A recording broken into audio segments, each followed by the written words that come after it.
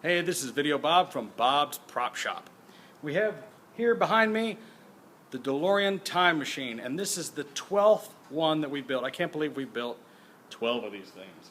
I mean, we build these Ghostbuster Ecto ones over here. We do Knight Rider A-Team, all kinds of stuff. But today, we're going to talk about Time Machine number 12. This is a pretty cool car, so let's do a walk around. All right. On my previous cars, what I used to do with the back windows, I used to just cover it up with a big piece of aluminum. Well, now what we do is we remove it. We create like this L bracket here. We put it in such a way that it's waterproofed with, there's a rubber seal under here and then also silver caulk, and then it's viced down real tight. So it's pretty waterproof. You know, I wouldn't want to go out in a rainstorm with it, but it's pretty water resistant. We haven't tested it to see just how water resistant it is other than washing it. But it seems to work really well. Here you have some of your standard props and things that you've seen on our other cars.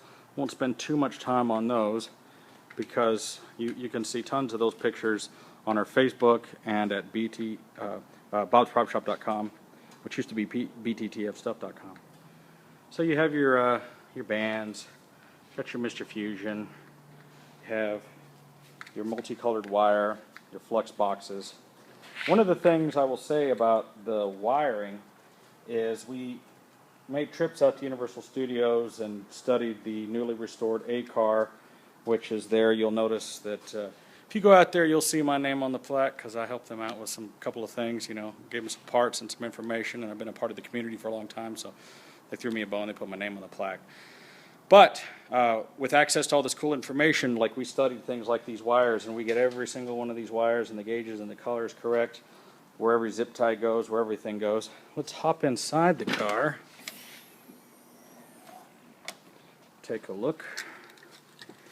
Now, just like in my other videos, it works just like in the movie. You turn on the switch, and the time circuits and plutonium gauges will come on, just like this. Makes the sound just like it does in the movie.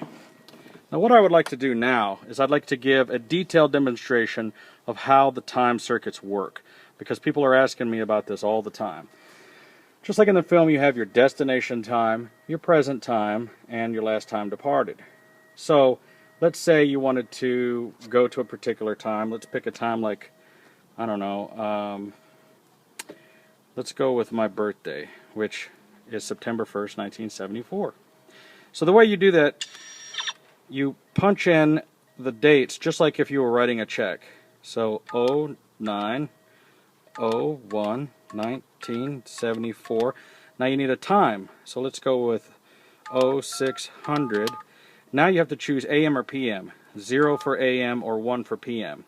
Then you press enter. And just like that, it enters into there. So let's try another date again. Let's go back to November 5th, 1955. 11 for November, 05 for the 5th, 1955 for the year. Let's go with like 0900 and then 0 for AM. There you go. And you can enter as many of those times as you want and it'll change without changing anything. Now if you want to make that your present time, if you want to go to that time, so for instance if you wanted to set the clock to the current time, let's say we're going to set it to November 5th, 1955. You have to go through a time event. Now, there's a couple of ways you can go through the time event. One is by driving 88 miles an hour. That's right.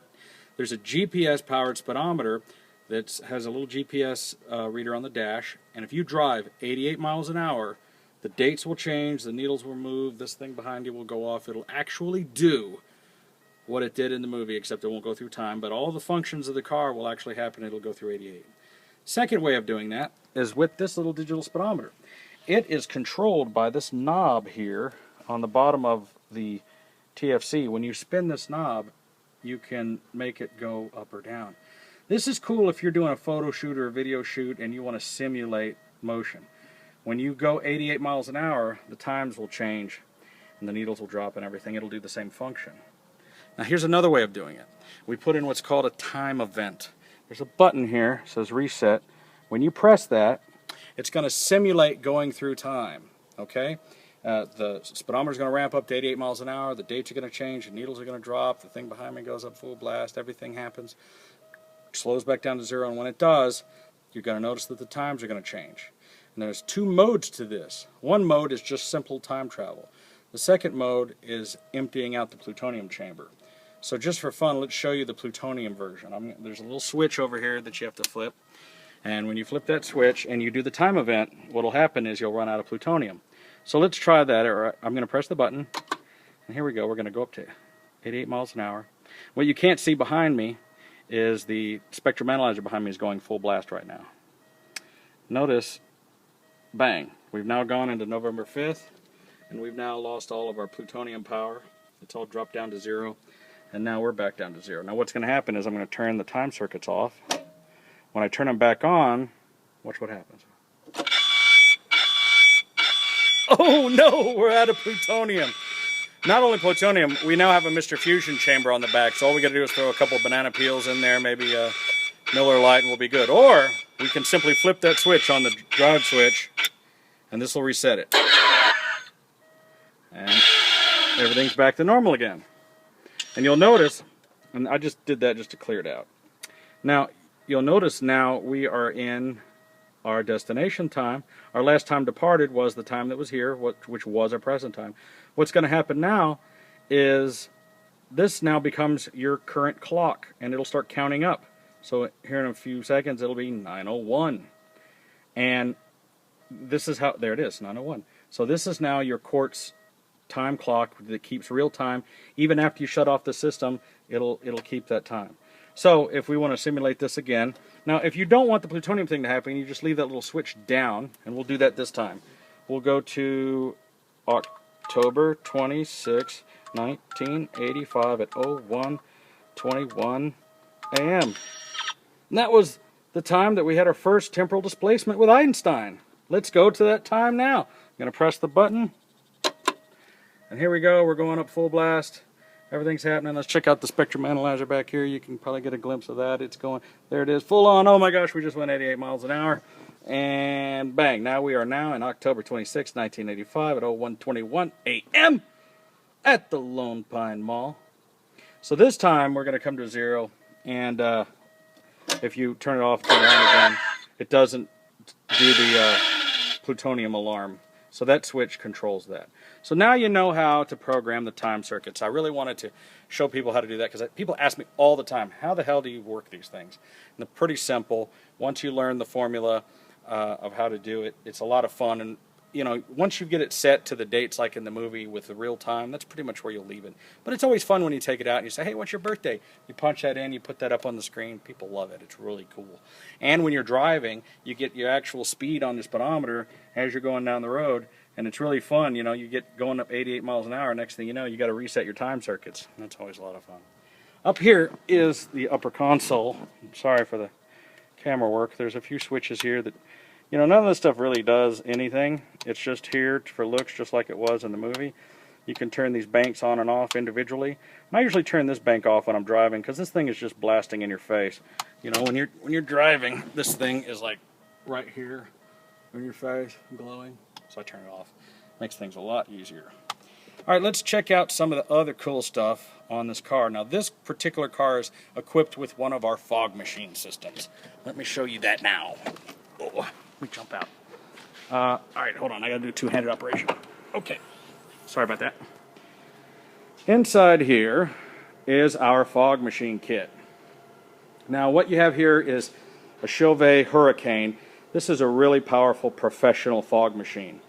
The reason we do it this way is so that it's totally accessible to the owner. You have your inverter, you have a couple of big AGM truck batteries, and then you have a built-in charger. When you get where you're going, if you're going to be on display, there's a plug under the wheel. I don't know if you can see it under there. No, you can't see it. There's a plug under there. All you got to do is plug the car in, and it will power it. There is a built-in remote timer that you can set the fog to come on anywhere from every 1 to 30 minutes and run from any 1 to 20 seconds, or it'll run continuously, or you can manually operate it and just press the button and get a little bit of fog. What happens is it shoots out the back over there. We've designed it so that the fog will leak under the car. We want it to leak. When we spray it, we want it to kind of like, you know, come out of the edges under here. Here's the other cool thing. There is a remote control. Where did I do with it? Oh, here it is. There's a remote control that will run the fog. So all you got to do is press the button, and out it comes. And you can do that as much as you want. I don't want to do too much because it'll fog up in here pretty quick. Let me close this, and let me show you some of the other features. Let's open this passenger door and get a good look inside. Let's not forget about the famous flux capacitor. Now, our flux capacitor is the best one there is, period. We got access to the real flux capacitor in the real car, and this thing is on the money. The flux capacitors that we make are the best, and I have a pending license with Universal Studios. I'm the only one who can make who makes these perfectly accurate flux capacitors. I mean, they are pretty good. Anyway, let's flip on some other switches here. This one here turns on the rear lights for the fog. Check that out. So these are super bright halogen lights. Try to get in there. Yeah, they were kind of bright. And what those do is they kind of help out the fog situation. So let's give a little fog. How cool does that look, right? I'm trying to get back here. Yeah, that's a must-have. So when you pull into a place with your time machine, you flip on those lights, you start blasting fog out the back. Yeah, you're the bad dude in town, no doubt about it. All right, let me show you some other lights. These are the flux band lights. They're really bright. Let me close the doors so you can get a good look at them. These are waterproof LEDs, and they're designed to use very little power and last a really long time. Let me get a full view, and let me turn off the lights so you can really, ooh, look at that. That is awesome. Now, they're sort of a bluish white here on camera, but in reality they're a bright white, just like they were in the movie and in real life. And that's the way they're supposed to look. You can definitely tell a difference. See the yellowish look of those halogen lights? Now, in real life they look white, but as compared to these on camera, notice how the LEDs look blue. Now, if we had been using real neon, they would really look blue. But I see a lot of other fans, they try to put blue lights on their car. It always looks really ridiculous to me. I think that this is the best looking way you can do the time machine. It's really brilliant. I mean, look how it lights up the floor. See how the entire floor underneath is lit up? And then when you throw in the halogen lights, which look like flames, and then you put the fog in, you got that flux capacitor fluxing. I mean, that is glorious. It doesn't get any cooler than that.